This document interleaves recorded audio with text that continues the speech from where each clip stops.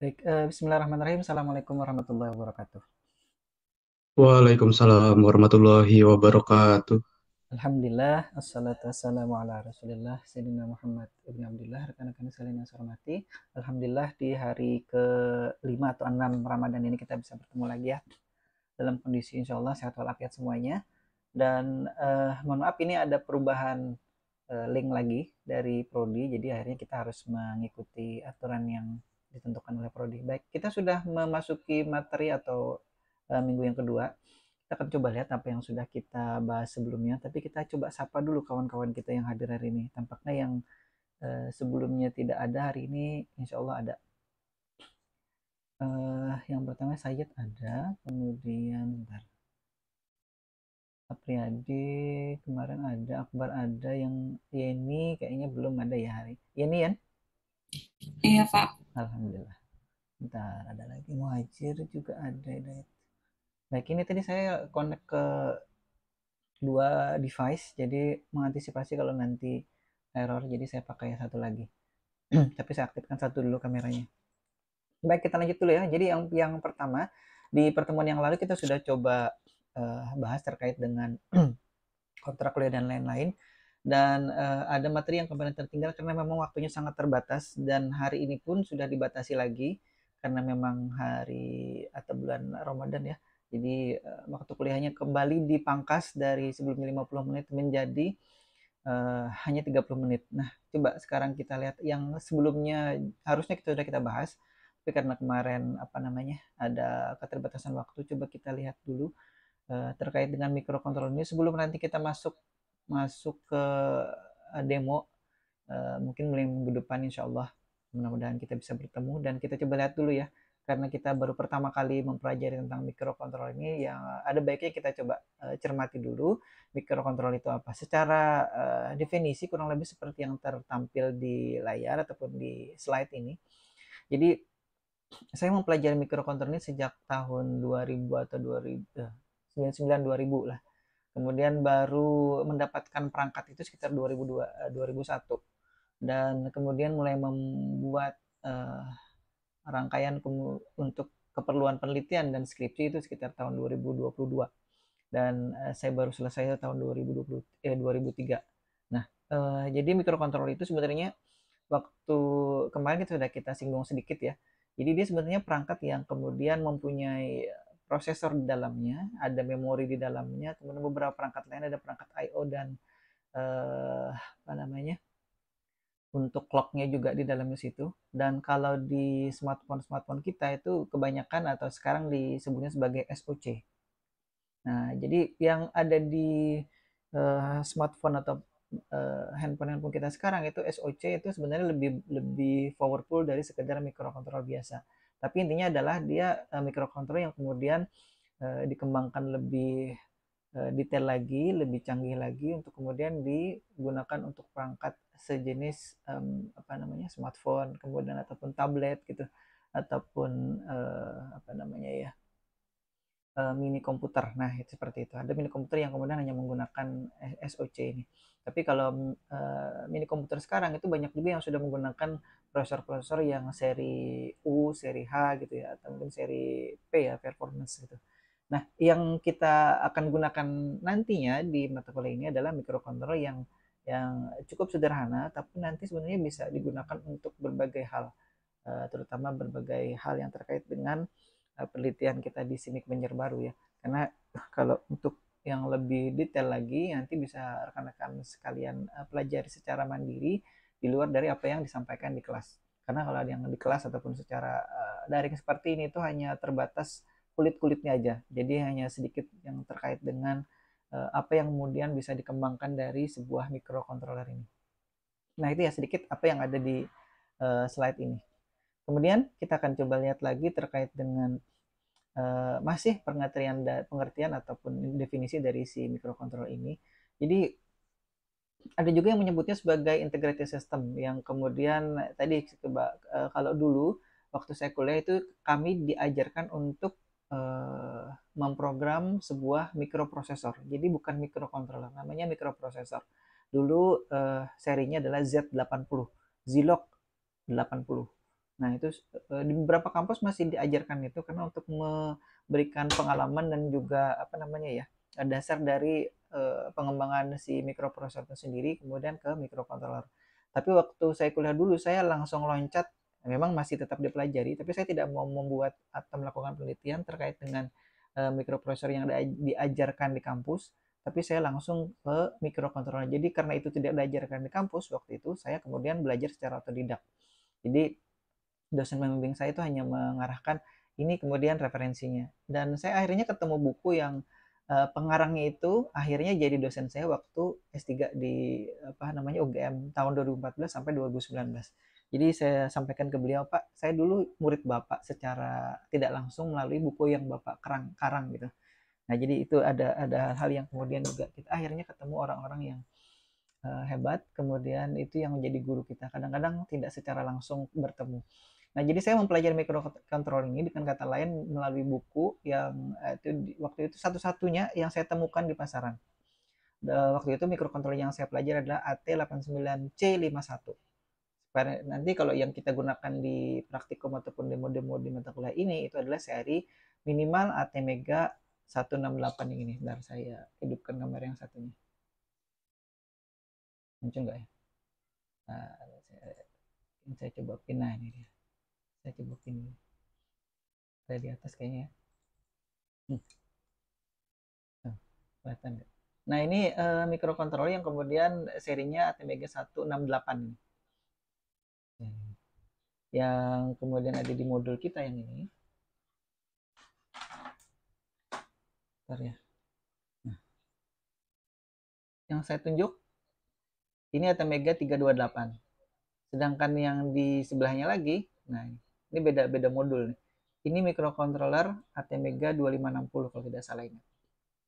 Nah, jadi ada 3 nanti yang kemudian kita coba dari sisi performance-nya pada dasarnya sama, jadi cara memprogramnya juga sama. Tapi nanti ada beberapa yang kemudian lebih unggul dari satu dari yang lainnya. Baik, kita lanjut dulu. Nah, di sini kita bisa lihat ya, waktu pertama kali saya menggunakan microcontroller AT89C51 itu harganya 40.000 sekitar 25 sampai 30 tahun yang lalu. Sekarang harganya masih segitu kurang lebih ya. Dan bahkan lebih murah. Makanya di sini disebut dia sebagai microcontroller itu sebagai perangkat yang kemudian murah, kemudian sudah dimuat dalam sebuah chip yang kemudian disebut sebagai embedded system. Nah, di SIMIK Banjarbaru dulu ada mata kuliah tersendiri yang terkait dengan embedded system ini. Jadi mikroprosesornya ada dulu, kemudian embedded systemnya ada.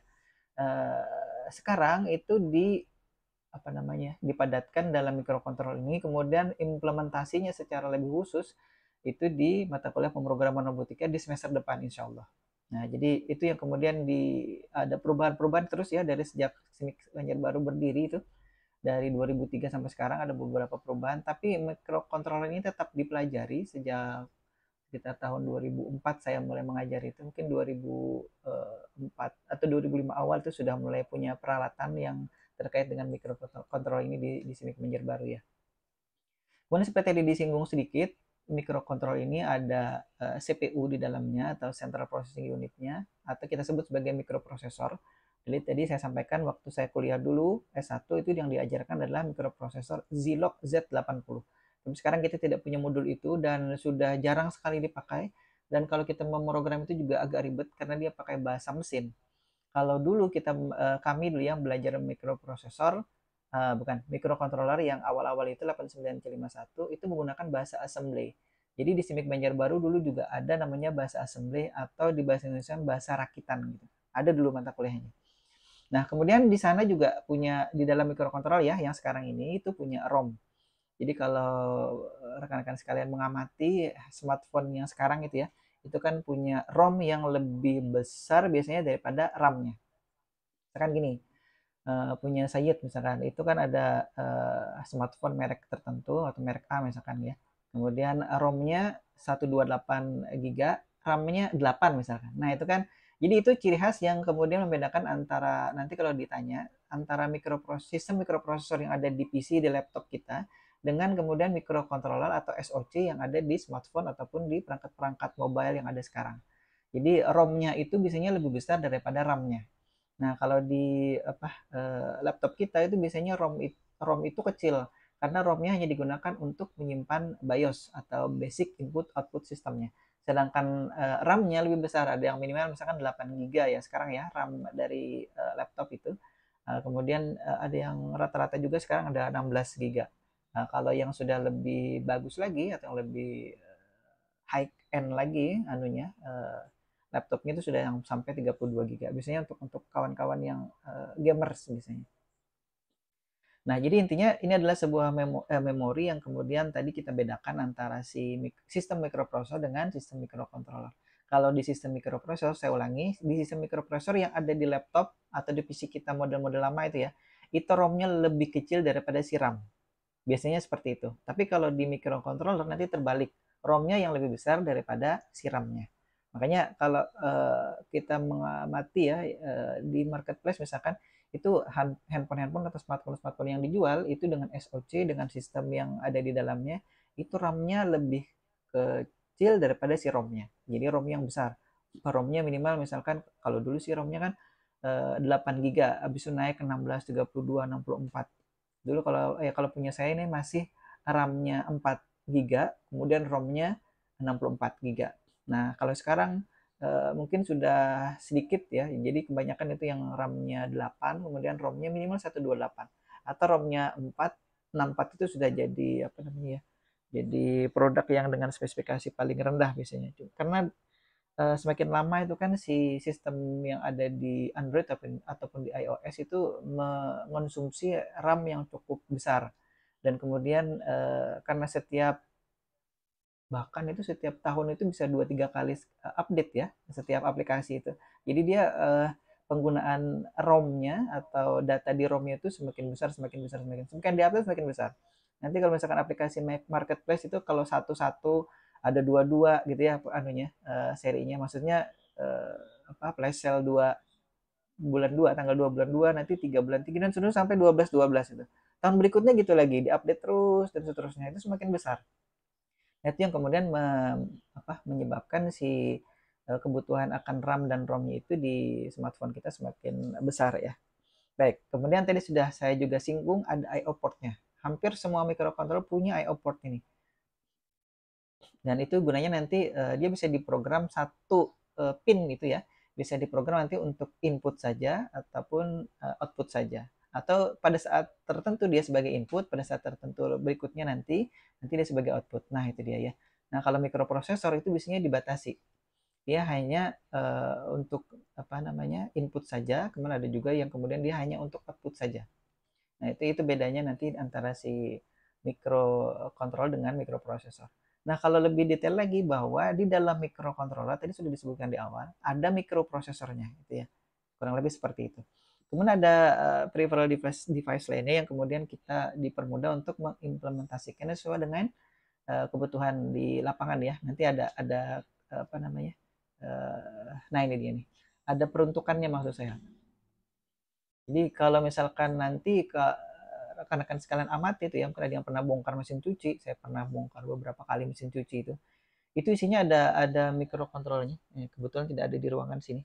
Saya lupa meletakkannya ada di mana. Itu sudah saya bongkar satu kontrol mesin cuci. Saya coba perbaiki, tapi karena terlalu rumit di dalamnya, karena program itu kan kita tidak bisa ubah-ubah. Jadi ada mesin cuci yang kemudian nganggur di samping rumah itu. Saya rencananya mau buat sendiri anunya kontrolnya, tapi karena memang waktunya yang terbatas, akhirnya sampai sekarang belum saya utak-atik, masih nongkrong aja mesin cucinya. Karena saya bongkar. Yang sudah saya ganti itu ada beberapa, ada pompa airnya, ada kemudian apa namanya?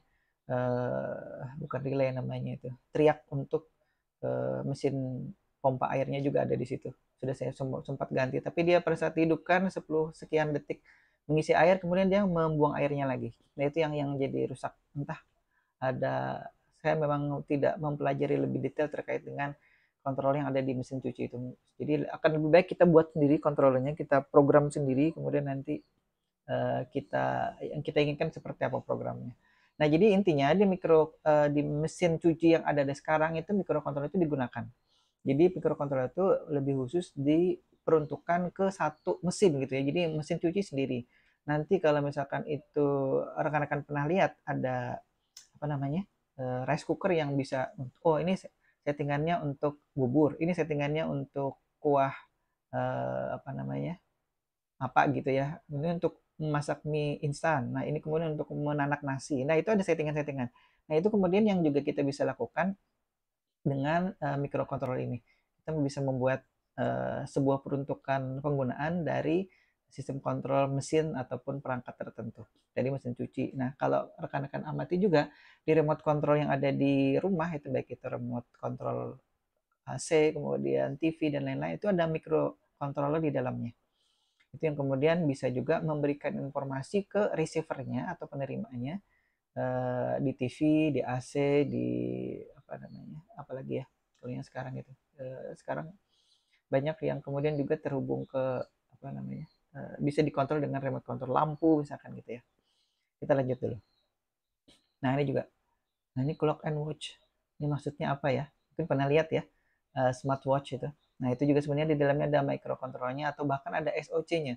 Apalagi yang sudah bermerek-merek yang kemudian juga bisa melihat kondisi tekanan darah, kemudian detak jantung, berapa jauh kita berjalan dan lain-lain, atau bahkan bisa mengontrol atau bisa bukan mengontrol namanya ya, mengetahui atau memonitor ya bahasa ininya ya, bahasa bahasa kitanya, memonitor sudah berapa lama si yang pemakainya tidur dan lain-lain. Nah itu namanya smartwatch ya, yang clock juga gitu ya. Kemudian ini saya kira mungkin kawan-kawan berada di era yang kemudian mainan-mainan itu ada di ini ya, di era yang mainan itu sudah dikontrol oleh mikrokontroller. Kalau yang lama-lama itu kan mungkin masih belum secanggih sekarang. Jadi kalau yang sekarang itu kan ada game konsol sendiri, misalkan PS, kalau kita sebut ya PSP apa namanya, portable itu, dan mainan-mainan yang kemudian dia PS bisa Vita. ya, ada yang tahu kira-kira toys, ada mungkin ada yang robot kecil itu saya lupa namanya itu. yang Kalau yang PS Vita sih kan, atau PSP ya ada yang ya. portable kan. Heeh. Kalau sejenis, kalau mesin pang Pak, masuk nggak Pak? Hmm? Sejenis kalau mesin masuk nggak Pak? Yang gimana tuh modelnya? Sejenis kalau mesin Pak, yang capit boneka, masuk nggak? Oh iya betul, yang ada di mall-mall itu ya biasanya ya. Tinggi. Betul, ada. Kalau kawan-kawan lihat di misalkan di time zone atau game zone itu ya di mall-mall itu juga seperti itu. Kalau sesekali si teknisinya membuka perangkat di gamenya, kalau misalkan macet gitu ya, atau misalkan kartu apa namanya yang keluar itu kemudian habis atau dia macet di tengah-tengahnya, kemudian dia buka itu, kawan-kawan bisa lihat. Di situ ada microcontrollernya, ada kemudian modul displaynya, ada kemudian mekanik untuk memutar si kartu yang kemudian kalau dia dapat nilai tertentu kemudian itunya keluar gitu ya, apa sih namanya itu, kayak karcis kayak apa gitu ya, yang kemudian Tiket, apa, tiket. tiketnya keluar gitu. Nah itu dia. Ini suara siapa? Suara Iwanda? Tinggi suara Oh ulut. iya, saya tidak melihat apa namanya videonya, tapi ada notifikasi ini ya. Baik, kita lanjut ya. Nah jadi kawan-kawan sudah bisa mengamati sekarang. uh, Bisa jadi nanti kalau sudah selesai ini, tapi kebanyakan sih yang jadi teknisi itu memang dia sudah mendapat pelatihan khusus ya, karena itu kan programnya sendiri. Ada khusus, oh ini program untuk misalkan si mesin game tadi, kemudian ada mesin jepit boneka, ada mesin jepit apalagi ya di kalau di mall-mall itu. Saya tidak hafal. Nah, itu kurang lebih seperti itu ya. Kemudian audio video. Nah, ini kawan-kawan sudah dan juga mungkin sering menggunakan ada TWS ya, True Wireless Stereo Earphone gitu ya. Nah itu kecil sekali. Saya sudah pernah bongkar dan ganti baterainya. Tapi memang karena dia terlalu kecil sekali ya, di dalamnya itu kan ada modul microcontrollernya, juga ada modul komunikasi wirelessnya ya, menggunakan Bluetooth biasanya. Nah itu sudah secanggih itu. Nah kalau yang sekarang itu lebih canggih lagi ya, tidak hanya mungkin microcontroller yang ada di dalamnya. Kalau kawan-kawan pernah tahu Apple Vision yang sekarang itu tidak hanya untuk keperluan apa namanya audionya saja, videonya juga ada di situ, AI-nya masuk di situ. Jadi ada SOC untuk AI-nya gitu ya istilahnya sekarang. Jadi microcontroller yang juga dilengkapi dengan apa namanya, prosesor untuk pengolah AI-nya, GPU-nya ada di situ. Nah, kita tidak berbicara tentang Apple Vision secara khusus ya. Kamu mungkin bisa melihat reviewnya di YouTube, itu banyak sekali. Nah, kemudian terkait dengan komunikasi juga microcontroller ini digunakan, tapi tadi sudah kita singgung juga ya terkait dengan si telepon kita, smartphone kita itu sudah kalau ini mungkin contoh-contohnya contoh yang lama nih ya. Ini telepon yang jenis lama. Sekarang udah orang jarang sekali menggunakan telepon berjenis kabel seperti hal yang lama itu. Itu juga ada si microcontrollernya di dalamnya. Mesin penjawab telepon juga dulu digunakan itu. Nah, yang sekarang itu adalah smartphone itu. Nah, yang lebih detail lagi atau yang sekarang banyak kita gunakan terkait dengan perangkat di luar sana adalah ATM ini. ATM. Dan kemudian yang credit card juga itu sekarang sudah dilengkapi dengan chip microcontroller dan juga kadang dilengkapi dengan juga RFID chip gitu ya. Jadi kalau misalkan rekan-rekan punya kartu kredit itu tidak lagi hanya sekedar kartu magnetik ya. Bahkan ATM sekarang juga sudah dilengkapi dengan chip khusus diamati itu. Jadi seperti ada kalau diamati di smartphone itu kan ada SIM card-nya ya, nano SIM card. Tapi sekarang ada lagi saya lupa itu namanya yang dia tidak lagi menggunakan nano SIM card. Ada lagi yang kemudian. Yuanda tahu nggak teknologi smartphone sekarang? Jadi katanya nanti tidak lagi menggunakan nano SIM card. Kada pakai SIM. Apa Ya, namanya? kada ingat dulu. Ada yang baru Elektronik ya? SIM Pak, eSIM namanya eSIM namanya betul. eSIM elektronik. Langsung nempel di HP sudah. Jadi tinggal masukkan registrasi nomor aja kalau bisa. Itu dia. Ini ada yang bekerja di perusahaan telekomunikasi ya? Yudita bekerja di mana, Yudit? Belum Pak, bekerja di Dinas Pemadam Kebakaran Pak. Oh, Dinas Pemadam Damkar ya, baik. Nah, itu juga. Ada nggak di situ yang kemudian alat spesifik yang kita tengarai gitu ya, kemudian menggunakan microcontroller di situ? Biasanya apa yang ada di situ? Yang saya tahu sih ada HT gitu yang biasanya digunakan ya. Tinggi HT Pak, lawan alat apa? Namanya nah. Untuk api itu nah Pak. Atau misalnya api. itu beracun masuk. Oh iya, itu sensor ya, sensor gas ya. Tinggi sensor gas. Betul. Yang airnya meledak di atas tuh, keluar air tuh Pak. Oh iya betul. Jadi nah ada juga di beberapa penelitian di SIMIK Banjarbaru yang kemudian merakit dan melakukan penelitian terkait dengan sensor gas ini. Jadi ada yang kemudian mendeteksi gas di dalam dapur kafenya. Jadi kalau dapur kafenya itu, tapi nanti kita bicarakan lebih detail ya. Dapur kafenya kemudian itu baru tahun kemarin itu. Jadi kalau misalkan dia sudah mendeteksi nilai tingkat ke pencemaran udara di dapurnya sudah sekian persen gitu ya, kemudian nanti ada blower yang kemudian dihidupkan. Nah, tapi itu lebih detailnya nanti kapan-kapan kita bahas. Nah, kemudian ini ada di military ya, guidance system ini kawan-kawan mungkin ada yang pernah lihat, ada yang namanya rocket flight controller kalau tidak salah ya. Jadi kalau misalkan si roket itu diluncurkan, dia tidak serta-merta pemandu ya. Ya, gitu ya, tidak serta-merta kemudian meluncur asal-asal aja. Ada pemandunya dia, ada sistem GPS segala macam. Nah, itu juga sebenarnya ada microcontroller yang ditanamkan di sana. Nanti terhubung juga dengan GPS dan perangkat lainnya yang kalau misalkan dia termasuk alat komunikasi ya, dengan si pusat kendalinya. Kemudian kalau dia diarahkan ke titik GPS tertentu, dia bisa nunjuk. Nah, akurasinya itu tergantung nanti si perangkat yang digunakan. Mungkin ada yang akurasinya sekian puluh meter, ada yang akurasinya sekian 5 meter radius gitu. Jadi kalau misalkan dia diarahkan ke titik tertentu, maka dia akan jatuh di radius sekitar 5 meter di sekitar targetnya itu. Nah, tapi kalau untuk yang digunakan militer-militer sekarang gitu ya, terutama negara-negara canggih, mereka sudah mungkin akurasinya 1 meter atau 2 meter gitu ya. Jadi kalau misalkan 1-2 meter Pak. 2 meteran ya berarti. Ya. 2 meter itu juga kalau lagi di Ukraina. Di Ukraina itu 2 meter ya katanya. Saya tidak tahu persis ininya. Iya, presisinya apalagi yang pakai peralatan Amerika. Nah, itu dia. Yang HIMARS. Itu ya. Jadi dia sudah tidak terlalu jauh lagi, 2 meter itu dekat sekali ya. Kalau kita berada di radius itu, kita kena roket itu ya sudahlah, kita mungkin terlalu presisi itu Pak. Iya. Nah, ini di militer ya. Nah, jadi kawan-kawan sudah juga pernah mengamati terkait dengan apa yang terjadi di luar sana. Nah, GPS yang kita gunakan sekarang itu juga sebenarnya ada microcontrollernya di dalamnya. Kan ada GPS yang kemudian mini GPS yang kemudian ada integrated baterainya, bisa dipasang di mobil di bagian mesin atau di bagian bawah dashboard gitu ya, atau di sepeda motor di bawahnya apa namanya tangki bensin misalkan. Jadi kan yang susah atau sulit dideteksi.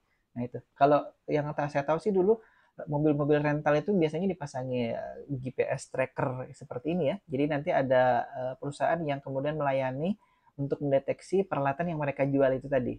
Jadi mereka punya sistem sendiri, jadi tidak di Google Map gitu. Kalau di Google Map itu kan nanti bisa diacak atau bisa dideteksi. Tapi mereka punya sistem GPS sendiri atau mapping sendiri. Nah kemudian, nah ini dia nih. Ini juga sama ya, biasanya dipasang di mungkin kendaraan militer ataupun pesawat udara militer ya, pesawat tempur yang kemudian bisa mengenali targetnya itu. Tapi sekarang ada yang saya kemarin sempat lihat di ini di YouTube. Rusia itu kemudian membuat gambar apa ya artifisial dari pesawatnya ataupun perangkat militernya yang di apa anggaplah di hanggar gitu ya atau di lapangan udara militernya. Jadi oleh si sistem target recognition-nya ini oleh pesawat musuh gitu ya, pesawat tempur misalkan dari atas itu dipikirnya adalah sebuah gambar sebuah target berupa pesawat gitu. Tapi Ya, ternyata decoy Pak itu namanya. apa namanya? Decoy. Decoy ya Maya. Nah itu Ya. dia pikir itu adalah target yang berupa pesawat itu tadi, tapi ternyata itu hanya gambar. Iya. Nah itu Biasanya bentuknya pesawat atau alat pertahanan udara. Betul. Atau misalkan mau tank gitu ya ini ya modelnya ya. Dipikirnya itu Ya, adalah model-model. objek itu bisa jadi besok-besok itu dibuat dalam bentuk kan sekarang ada yang model apa ya? Orang menggambar kalau dilihat dari sudut tertentu seolah-olah itu gambar 3D gitu ya. Kan sering itu kita lihat. Iya. Nah, Ada juga pakai sensor gitu. Dikira apa sensor panas gitu kan. Mesin itu mengeluarkan panas kan. Jadi nah, jadi itu yang dengan dideteksi itu ya. jadi terkelabui Ya. tentunya. Kalau di sistem Rudalnya. ya di sistem kamera itu kan ada namanya FLIR kamera FLIR lens ya. Jadi lensa yang kemudian memungkinkan kita melihat ke bukan ya suhu ya dari sebuah benda Suhu. itu. Betul. Baik, terima kasih respon dan juga informasi kawan-kawan yang sudah banyak juga pengetahuan. Jadi kita hanya istilahnya hanya mengulang saja ini. Jadi kalau kawan-kawan itu sudah punya banyak apa namanya referensi sebenarnya. Dan kita sudah menginjak di jam 3.31. Kita tadi mulai jam 3:05 ya. Sedikit lagi ya, sedikit lagi. Tapi sebenarnya materinya masih panjang. Apa sedikit lagi masih panjang kok. Katanya dibatasi sampai 30 menit ya. Baik. Iya, 30 menit aja ya. Saya mohon maaf ini diskusinya sebenarnya bisa lebih banyak lagi. Baik, kita lanjut dulu di industrial. Ada traffic control. Nanti kita bisa program juga ini sistem traffic control ya.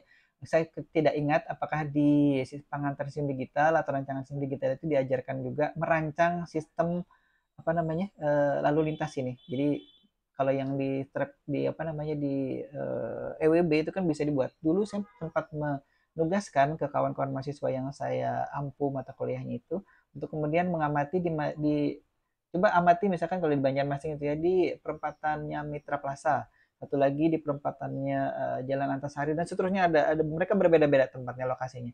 Kemudian mereka mengamati tata cara atau sistem dari si lampu lalu lintas ada di perempatan pertigaan itu.